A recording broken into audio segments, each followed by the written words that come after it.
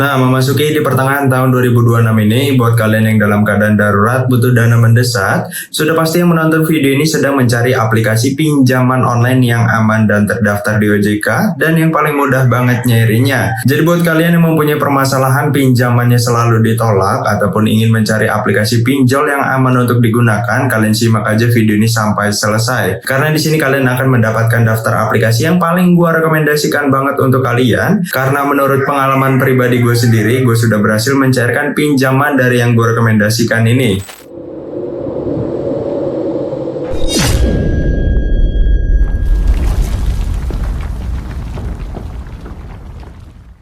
Halo semuanya, selamat datang kalian semua. Semoga masih dalam keadaan baik-baik saja dan terus dilancarkan rezekinya.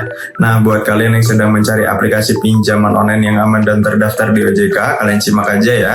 Tapi sebelum lanjut ke daftar aplikasinya, di sini gua akan memberikan sedikit tips terlebih dahulu supaya pinjaman kalian di ACC dengan mudah. Untuk yang pertama, kalian pastikan berusia legal, yaitu minimal 21 tahun. Nah, yang kedua, buat kalian yang mempunyai permasalahan pinjamannya selalu ditolak dengan alasan kredit skor rendah, padahal belum pernah mengajukan pinjaman online sama sekali, itu tandanya kredit skor kalian masih terkunci. Kalau kalian ingin membuka kredit skor, caranya itu kalian pancing menggunakan pay letter. Karena jika kalian ingin menggunakan aplikasi pinjaman online, sebelumnya ini kalian harus sering transaksi online. Contoh simpelnya, kalian ini sering berbelanja online. Kalau kalian sering berbelanja online di suatu aplikasi, maka limit pay letternya akan terbuka. Walaupun hanya mendapatkan limit Rp100.000 saja, itu bisa kalian gunakan untuk berbelanja. Setelah kalian gunakan untuk berbelanja, kalian bisa angsur pay letternya hingga melunasinya. Jika sudah seperti itu, kalian bisa menggunakan pinjaman online di aplikasi lain. Ya, walaupun prosesnya agak lama, tapi kedepannya jika kalian dalam keadaan darurat butuh dana mendesak, tidak pusing-pusing lagi mengajukan pinjaman online langsung di ACC karena kredit skornya sudah terbuka. Nah, untuk tips yang ketiga, gunakan data valid ya, tidak boleh berubah-berubah di setiap aplikasi. Soalnya kalau data kalian berubah-berubah di setiap aplikasi, pinjaman kalian ini akan sulit untuk di ACC. Bahkan tidak akan di ACC ya kalau kalian pengisian datanya asal-asalan. Yang terakhir, untuk bagian nomor handphone, ini mencakup nomor handphone pendaftaran dan juga nomor kontak darurat. Nomornya harus aktif secara nomor seluler ataupun nomor WhatsApp. Sedangkan untuk nomor handphone pendaftaran, nomor ini harus aktif selama minimal 6 bulan. Soalnya kalau di bawah 6 bulan, sistem dari aplikasinya akan menandai kalau kalian ini sering ganti-ganti nomor. Mereka ini takutnya jika pinjaman kalian di ACC dan kedepannya kalian mempunyai kendala dalam proses pembayaran, mereka ini takutnya nomor kalian akan sulit dihubungi. Jadi saran gua, di saat kalian mendaftar pinjol, gunakan nomor handphone aktif di atas 6 bulan ya. Bahkan ada juga beberapa aplikasi yang memberikan limit besar tergantung dari masa aktif nomor handphonenya. Oh iya, gua tambahin satu lagi, di saat kalian pengisian data diri dan diminta foto KTP bagian depan, kalian pastikan itu juga hasilnya harus jelas ya, tidak boleh blur sama sekali, supaya pinjamannya akan di ACC. Kenapa kayak gitu? Karena aplikasi pinjol ini hanya menjaminkan KTP kalian saja, dan itu pun hanya di foto. Jadi di sini gue saranin di saat memfoto KTP bagian depan, hasilnya harus benar-benar jelas. Kalau kamera kalian kurang bagus, minimal tuh terbaca mulai dari NIK, nama, tempat tanggal lahir, dan alamat lengkap kalian terbaca jelas. Oke teman-teman, sekarang kita langsung ya masuk ke daftar aplikasi pinjaman online yang aman dan terdaftar di OJK yang paling gampang banget nyairinya. Karena menurut pengalaman pribadi gue sendiri, gue sudah berhasil mencairkan pinjaman dari aplikasi yang gue rekomendasikan ini. Untuk yang pertama di sini gue rekomendasikan aplikasi EasyCash ya, dari PT Indonesia Fintopia Teknologi. Aplikasi ini masih menjadi top 1 untuk pinjol yang paling gampang banget nyairinya.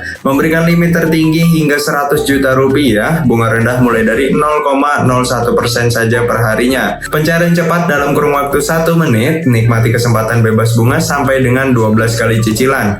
Nah, ini cocok banget buat kalian yang sedang mencari pinjol dengan bunga yang rendah dan juga gampang nyairinya. Nah, seperti yang kalian lihat di sini, gue hanya mendapatkan limit Rp400.000 saja ya dari aplikasi EasyCash ini. Ini dikarenakan karena gue pernah telat bayar di aplikasi EasyCash. Jadi dia memberikan limit awal mulai dari Rp400.000 terlebih dahulu. Tapi jika gue meminjam senilai Rp400.000 ini dan bayar angsurannya tepat waktu sampai melunasi pinjamannya, maka limitnya akan terus bertambah. Nah, ada kabar baik buat kalian yang tidak mempunyai akun rekening, karena aplikasi EasyCash ini bisa mencairkan ke e-wallet kalian seperti Dana. Jadi tidak pusing-pusing lagi ya kalau tidak mempunyai akun rekening, karena aplikasi ini pencairan pinjamannya bisa ke e-wallet kalian. Yang kedua di sini gue rekomendasikan tentu saja aplikasi SeaBank Pinjam. Aplikasi ini yang paling gue rekomendasikan juga karena memberikan bunga rendah banget mulai dari 1,6% per bulan. Kalau aplikasi yang sebelumnya itu 0,01% per hari, kalau yang ini 1,6% saja per bulannya. Biasanya 2% per bulan, sekarang turun menjadi 1,6% per bulan. Sedangkan keuntungan yang bisa kamu nikmati di dalam aplikasi SeaBank, aktivasi mudah secara online tanpa dokumen fisik, semua dilakukan secara online. Yang kedua, bebas biaya administrasi. Ini maksudnya adalah jika kalian mencarikan limit pinjaman, itu tidak ada potongan sama sekali ya yang masuk ke rekening kalian. Dan ada fitur juga pinjaman fleksibel, bisa dicairkan berkali-kali, sedangkan untuk limitnya memberikan limit tertinggi hingga 30 juta rupiah. Di bawahnya juga ada simulasi cicilan, jadi sebelum kalian mengajukan pinjaman di aplikasi SeaBank Pinjam ini, kalian bisa akumulasikan terlebih dahulu untuk cicilannya. Dan buat kalian yang ingin menonton video gue sebelumnya, ada ya cara pinjam uang di SeaBank untuk pengguna baru. Jika kalian ingin menonton, kalian bisa scroll aja ke bawah di video gue, mudah-mudahan bisa membantu kalian buat kalian yang lagi kesulitan mencairkan pinjaman di aplikasi SeaBank ini. Yang ketiga, di sini gue rekomendasikan aplikasi Adapundi dari PT Info Teknosiaga. Aplikasi ini memberikan limit tertinggi hingga 100 juta rupiah dan semuanya ini hanya bermodalkan KTP saja.